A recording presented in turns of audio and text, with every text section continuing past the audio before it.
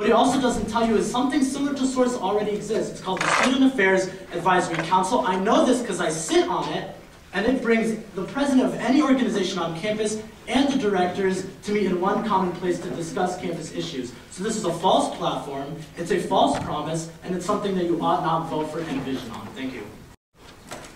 Thank you. I again apologize. Back to parking. This question is for the external vice presidential candidates.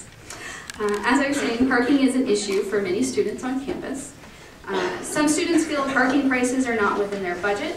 Some do not want to deal with the hassle of locating a parking spot, whether it be permit parking or metered parking. Some wish to have better busing services so that they can avoid parking altogether. What plans does your party have to address this issue? And we'll be starting this time with the last party, the Renew Party. The Renew Party recognizes that students are unsatisfied with the current lack of parking spots and the current parking prices. However, Parking and Transit Services is currently doing what they can and for the next year has ensured that prices will not increase. We support Parking and Transit Services in their current efforts to maintain prices and to continue building parking structures to accommodate for the increase in enrollment at UNL and the increase of the number of students who choose to live off campus. What we also recognize is that graduate students and off-campus students in general are in need of better off-campus transportation and transit. The Renew Party has found insufficiencies in the current transit system where fixes can be made to improve the current transit system. Right now, Parking and Transit Services maintains two underused routes, the Perimeter Route and the 19th 23rd Street Route, both of which don't go to East Campus. These routes are both underutilized for this reason, and the 19th and 23rd Street Route is also underutilized for another reason. Its main intent was to pick up graduate students residing in Husker Hall. However, the number of graduate students who actually live in Husker Hall is so minuscule, about 35 to 40 people, that this bus becomes extremely inefficient and underutilized as well. Because the 19th and 23rd Street routes don't go to East Campus, the students who choose to use this bus are forced to travel back to City Campus in order to catch a bus to commute them to East Campus. So all this system is really doing is maintaining a one-way route.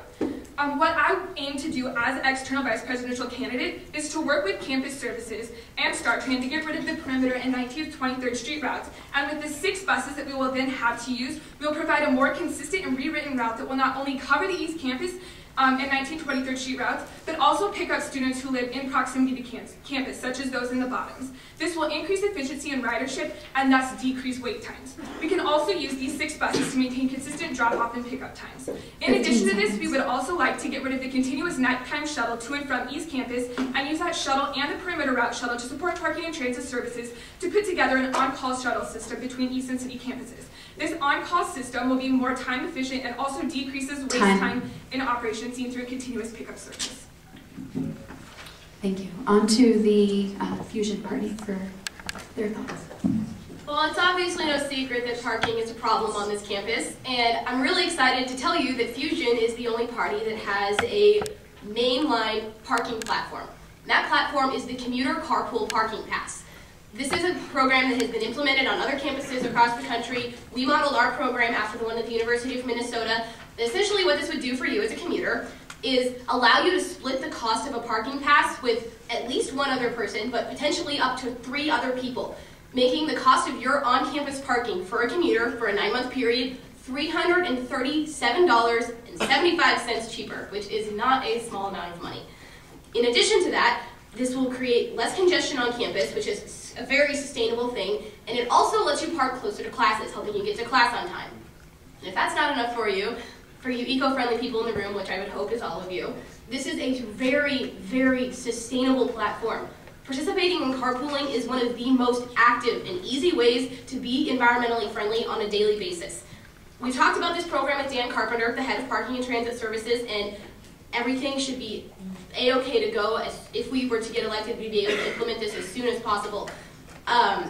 And as your student representative on the board for parking appeals, I would be more than happy to talk back and forth with the students about not only what Parking and Transit Services is doing for you, but what students want out of them. To counter a few of the things that Catherine said, congratulations, your busing and East to City campus commuter problems have been solved by Parking and Transit Services. Next year, we're getting a rerouted bus system that actually eliminates the perimeter parking issues.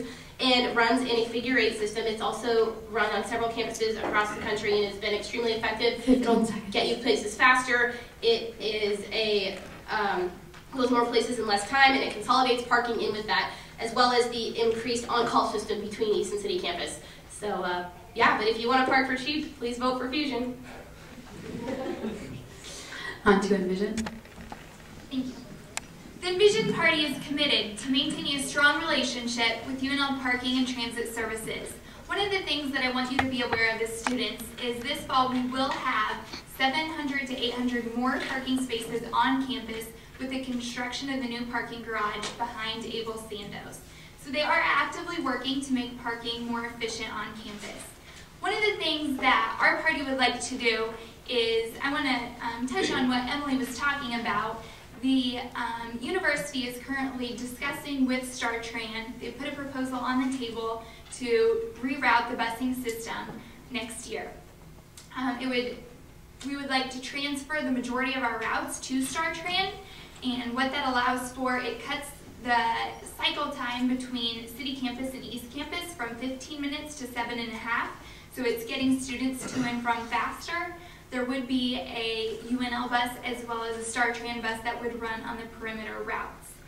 This piece of this proposal has not been accepted yet, so we would like to continue to lobby with StarTran and push them to really look at how they could better serve the university and what relationship we could form with them.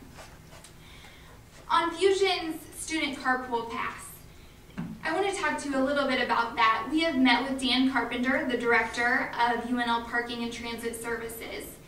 What Dan has told us is this would be modeled after the current faculty carpool pass that we have right now. There are only 2 faculty in this entire university that are currently using the service. So 2 faculty sharing 1 pass using the service. 15 seconds. Dan's thought is that this service would not be used by students. Students want to have mobility. Besides this, he said there will be difficulty verifying the pass, and he said he does not feasibly see this happening. Please look into whose platforms are feasible. Okay, and to finish up this question, we had a rebuttal by the Renew Party and then a rebuttal by Fusion. Okay, to rebut the commuter carpool pass, first of all, what I'd like to say is that the commuter carpool pass would be an administering nightmare. Yes, they want to say that they want to cap this at 3 people, but there is not someone to monitor who you're driving at every single parking spot. So technically, you can get 10, 12 people under 1 carpool pass, only taking away more revenue for parking and transit services. And so because it's an administrative nightmare, we cannot have such a system. And to echo what Jamie said, and I talked to Dan myself, and I quote, he said both parties were interested in the implementation of a commuter student carpool program, which I told each party that there are difficulties with administrating controls. My opinion is that there's a small demand for student carpool as experienced in the faculty staff carpool program, as she had mentioned, and for this very reason, you cannot vote for that carpool pass. Thank you. Okay, Fusion? I would just like to address a few of the concerns that were given here. First of all, the notion that just because faculty don't use a carpool pass that students won't is completely unfounded. I think that $300 makes a bigger difference to a student who's paying their way through school, that, no offense, not that faculty members are rich, than to somebody who is working a full-time job. It's a significant concern for students. And on top of that, on the implementation level, we will have a means of enforcement. Parking and Transit Services already does a fantastic job of enforcing the permits that are currently used right now.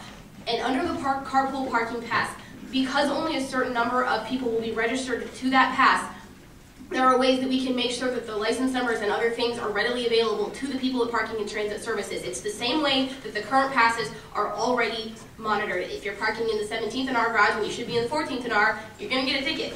That's because Parking and Transit Services does their job. So this is not a non-feasible platform, and it's one that you should seriously consider voting for.